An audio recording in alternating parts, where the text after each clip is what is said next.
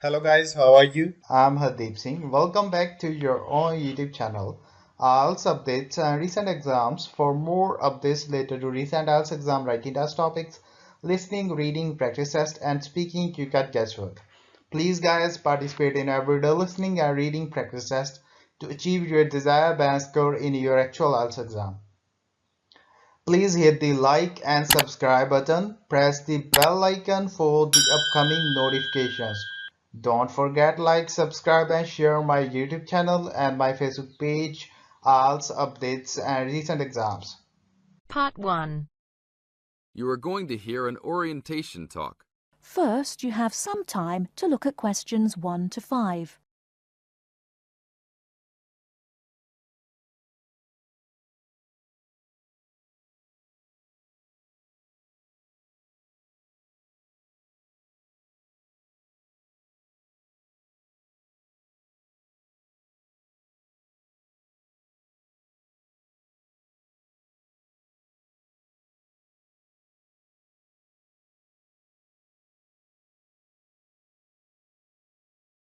Welcome to Orientation Week. Today I am here with the captain of our school's women's gymnastics team. Her name is Elizabeth Rain, and she is a fourth-year student. I hope you can all see her as an example of a responsible student and athlete, a role model for everyone. Hi, Elizabeth. Thank you for stopping by our Orientation Week. Thank you for having me. Welcome to our university, everyone. If there are any of you thinking about joining our school's athletic program, I would strongly encourage you to do it. Being a part of the gymnastics team has been one of my best experiences during my time at this school. It has taught me so much about teamwork and friendship, and has even taught me how to improve my academics by prioritizing my time. I have some questions that I am sure the students will want to know the answers to as well. First of all, how did you find the time to do well in classes as well as train for gymnastics? Prioritizing is the key. You must be very organized. Every day I wake up and I know what I must do for the day. I plan things in order of importance. For example, if today I have a competition for gymnastics in the afternoon, then I know I have to finish my homework and studying in the morning. In other words, keeping an organized schedule of your priorities is very important. Can you explain to the students a little bit about your study habits? Well, I usually try to take classes that I'm interested in. This way, I have no excuse not to study because I chose the classes out of my own preference. I separate my study time by class. For example, if I have 5 classes for this semester, I will study for 1 class a day from Monday through Friday, and then review for all of them on the weekend. I won't try and study for all 5 of my classes at one time. It is too hard to do that, to remember everything and not feel like you are going crazy.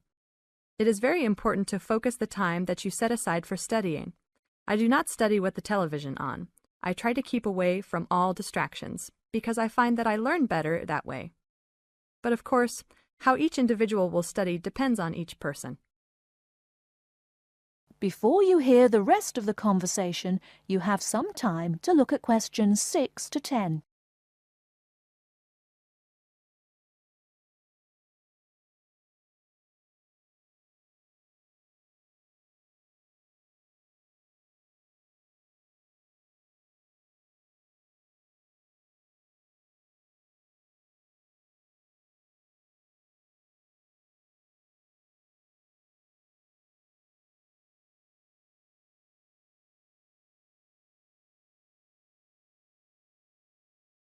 That sounds like good advice. Let's talk a little bit about your gymnastics career. How long have you been doing this sport for, and what has been the best moment of your college participation? Well, I've been participating in gymnastics since I was a kid. My parents got me involved in the sport. The best moment. I would have to say that there is not one single instance that stands out in my mind as the best moment, but more of a whole experience. My first year in university was definitely one of the best years of my life. I met my best friends that year and really learned to grow up and be independent. Our team went to the national championships that year, and it was an incredible experience, so I would count the whole year as my best experience in college. How about the worst moment? It is true everyone goes through bad experiences. My worst experience would have to be the fall of last year when I broke my wrist. I was unable to participate in sports for the remainder of the year and had to learn how to write with my left hand. I guess when I look back at it, though, even though I wouldn't wish this to happen to anyone, this experience definitely made me stronger as a person. It taught me to look at life with a new perspective and to really value the friends and family that are important and close to me. Thanks for your time, Elizabeth. Do you have anything else you want to tell the new students? Just have a good time. Don't stress out too much, but be responsible for your actions. Work hard and play hard. That's my motto for life. That is the end of part 1. You now have half a minute to check your answers.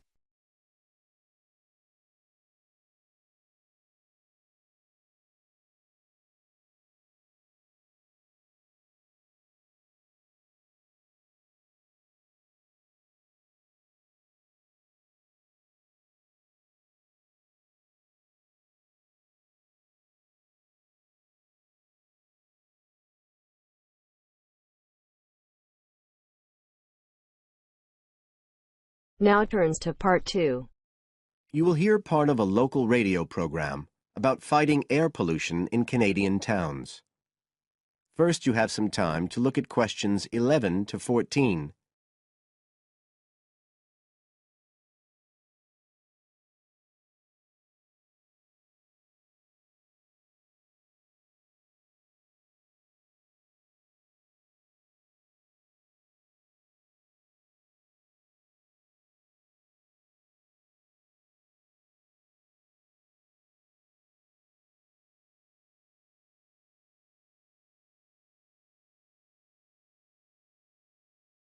Good morning, folks, and welcome to the information roundup on your own local radio station. This is Larry Knowles talking to you this morning on Tuesday, the 25th of May. And the first item coming up is a reminder to you all out there about Canadian Clean Air Day, which is on June 6th. In case you weren't around for the last one, this is a chance for Canadians everywhere to focus on the problems of air pollution and to actually try to do something to help reduce the problem. How many Canadians do you think die annually because of air pollution? 2,000? 3,000? Well, the rate is a staggering 5,000, and it's likely to grow unless we do something. And it's this concern with your health that's the driving force behind the government campaign that is sponsoring Clean Air Day. So what causes air pollution in the first place? Well, the transportation sector accounts for 27% of all greenhouse gases produced in Canada. It's also the biggest source of that thick, polluted air from traffic fumes that we call smog. And it's the tiny particles and ground-level ozone in smog that are the main causes of health problems and even deaths across the country. Of course, it's worse in the big cities, but researchers have only recently realized that all you need are low levels of air pollution to seriously damage your health, so we're all at risk. You now have some time to look at questions 15 to 20.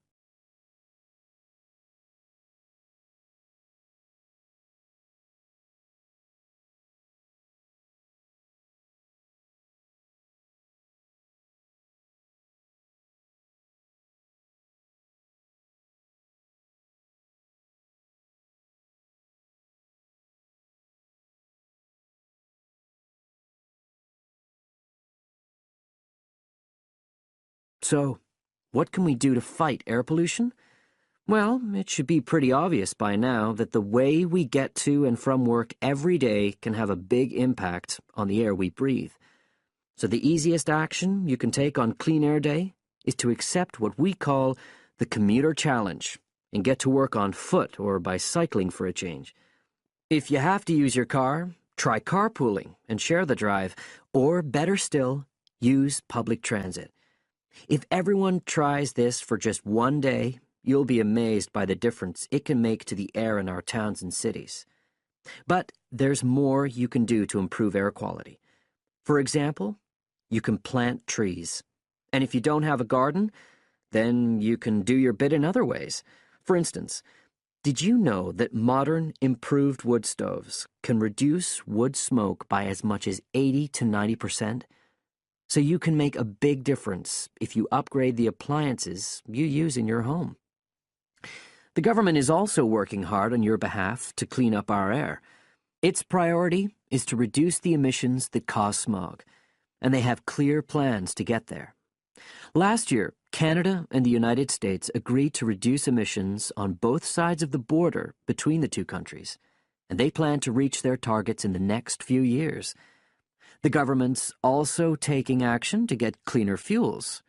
It's already reduced the sulfur contained in gasoline, and it hopes to reach the reduction target for sulfur in diesel by next year. But the measures don't just focus on the motorist. The federal government's also working to reduce emissions from power plants and factories right across the provinces. You can find out all about government action and all the plans for Clean Air Day events. That is the end of part 2. You now have half a minute to check your answers.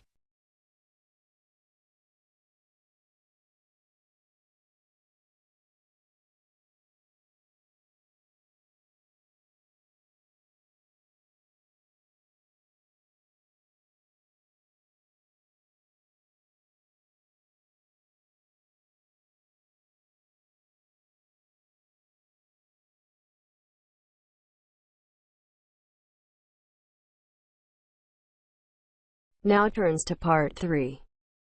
First, you have some time to look at questions 21 to 25.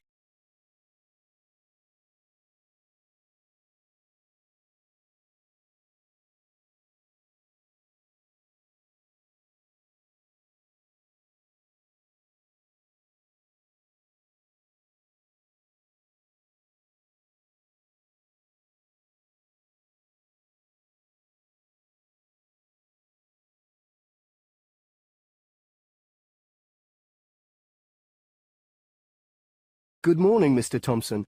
Can I speak to you for a moment? Of course, Jamie. Come in. Have a seat. I've just finished looking through the reports for this term. It looks like the pupils are doing very well. Yes, I think they are. It's all going fine.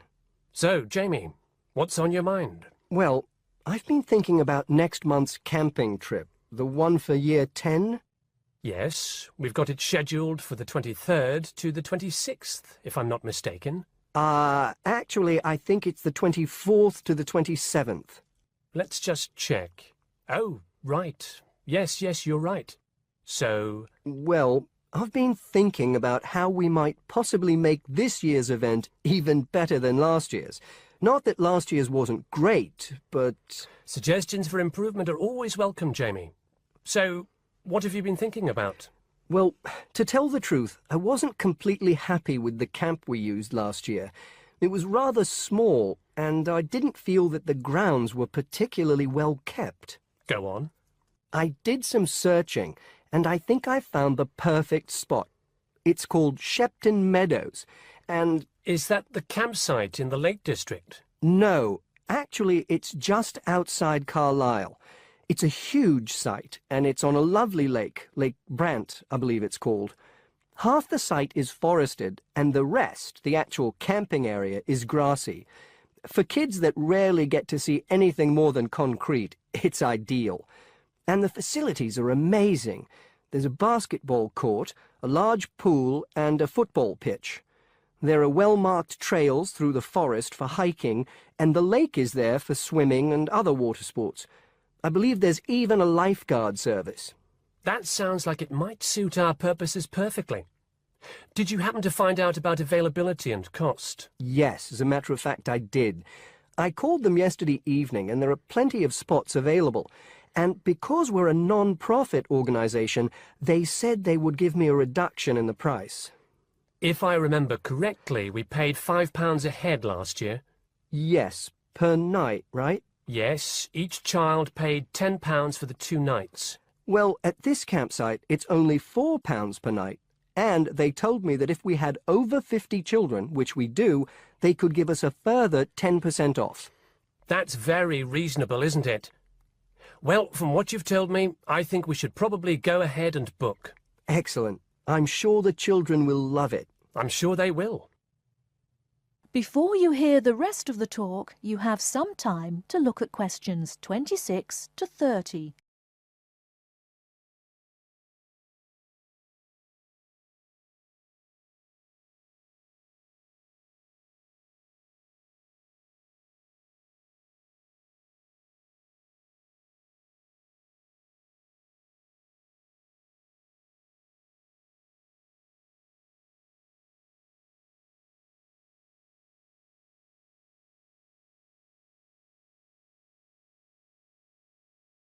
Now, Jamie, have you given any thought to an itinerary by any chance? As a matter of fact, I have.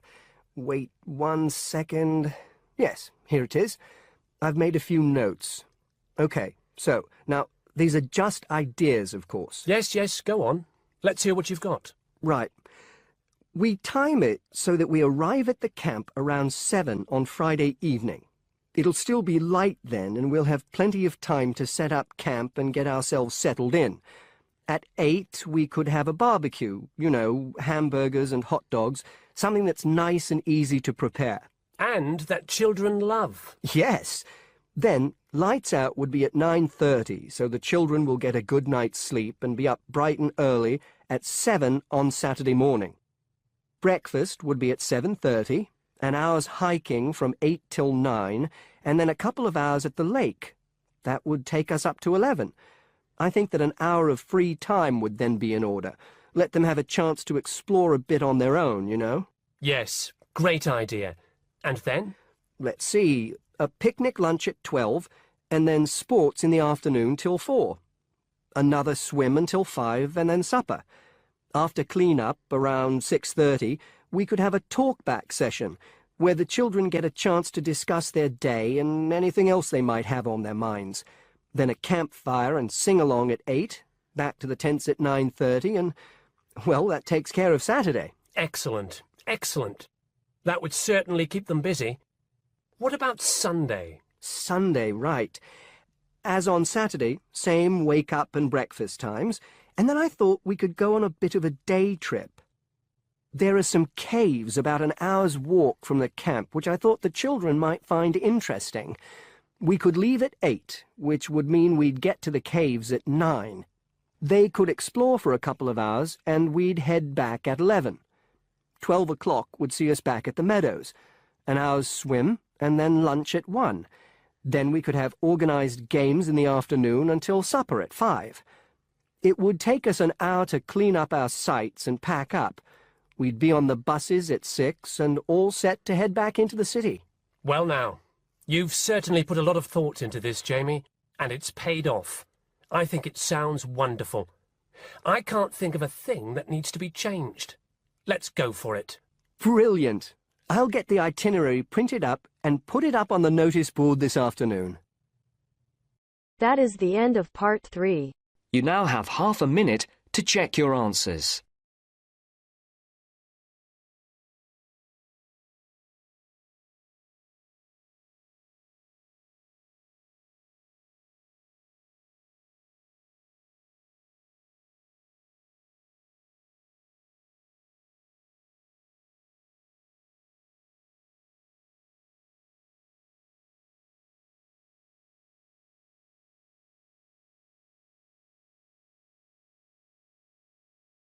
Now turns to part 4. First, you have some time to look at questions 31 to 40.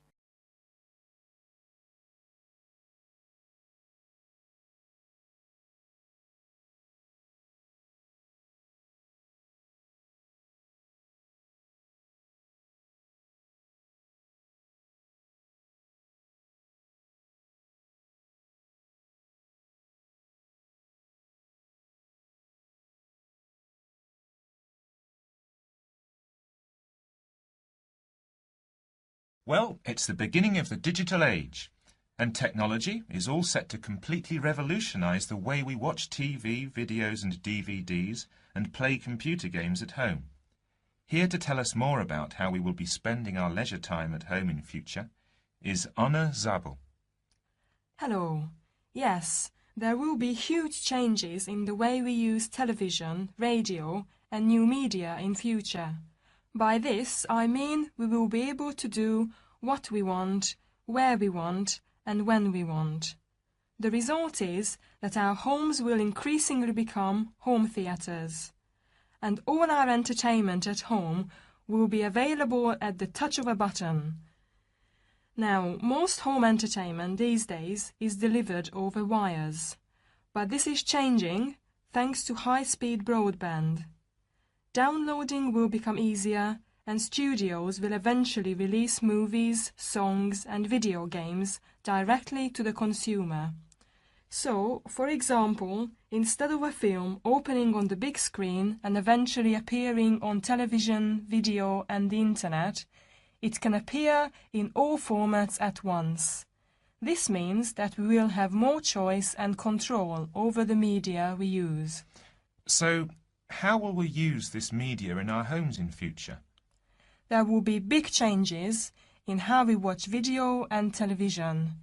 Several research groups and companies are trying to add depth to TV and other video displays in the form of a third dimension.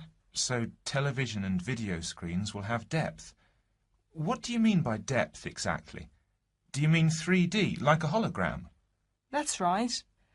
When we say that a hologram has 3 dimensions, it means that we can see not only up and down and left and right, but forwards and backwards too. When we talk about dimensions, we call forwards and backwards depth. So when we say that a hologram has 3 dimensions, it means we can see up and down and left and right, just like a picture or photo. But we can also look into the hologram because the image it contains has depth. So instead of watching films on a flat screen, we will be watching them in 3D. Absolutely. Well, as we live in a 3D world, we shouldn't really be watching television and films in 2D, and the technology to make this happen is already there. 3D screens are being developed which can be placed throughout the house, even in busy areas of our homes, like doorways and halls. Now, these screens appear to float in air. So in the future, 3D holographic images will be sent into our homes, and we will be able to experience the action as if it is taking place right in front of our eyes.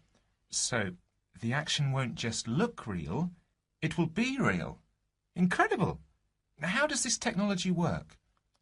Well, to get true 3D, each of your eyes has to see a slightly different image. 3D screens interweave multiple images in vertical stripes using special coatings and filters built into the screen. This means that each eye sees a different set of stripes. These screens are called lenticular screens. Now, these screens are easy to produce, and some laptop PCs and cell phones already have them. However, lenticular screens do have one disadvantage. The strain on the eyes and brain of putting together a 3D image from 2 flat ones can result in headaches and dizziness. But a few companies have developed a hologram 3D display which does not cause these problems. Instead of building images, then leaving them to the brain to put together, holograms create a whole image that reaches the eye exactly the way light from a real object does. You can even walk part of the way around a holographic image to see side and back views, just as you would do if the object was right in front of you. Twin holograms will let a couple watch 2 different programs on the same screen, even if they sit next to each other on the living room sofa. So no more arguing about which program to watch. That's right. Patio screens are being developed too. Patio screens? What are they exactly? Well, a patio screen is a big inflatable screen, which means you can take it outside your home and watch a film in your garden. Some patio screens are even equipped with DVD players, and some new ones may even have a wireless connection. Amazing developments there. Well, join us after the break when we will be talking. That is the end of part 4. You now have half a minute to check your answers. So guys, don't forget like, subscribe and share my YouTube channel and my Facebook page, IELTS updates and recent exams. For more updates related to recent IELTS exam writing test topics, listening, reading, practice test and speaking, you can guesswork. Please guys, participate in everyday new IELTS listening and reading practice tests to achieve your desired band score in your actual IELTS exam. For more IELTS material, visit my official website www.ieltsupdatesandrecentexams.com. The link is given below in the description. If you need PDF files of latest IELTS material, then please join my Telegram channel. So guys, please write your score below the comment section. Again, thanks for listening. God bless you all guys. Stay tuned, stay safe.